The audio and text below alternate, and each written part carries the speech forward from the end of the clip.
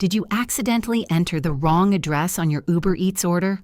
Or maybe you just changed locations and need your food delivered somewhere else? No worries.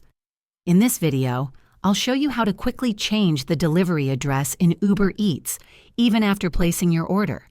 When placing an order, simply tap the address at the top of the screen, then choose Change Delivery Location.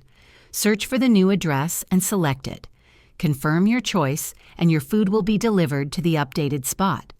If you've already placed the order and need to change the address fast, open the app. Go to Your Orders, tap the active order, and hit Contact Driver. Ask them if they can update the address before arrival. But keep in mind, it's up to the driver whether they accept the change. Always double-check your delivery address before confirming your order to avoid any last-minute issues. Thanks for watching. If this helped, hit like and subscribe for more Uber Eats tips and food delivery hacks.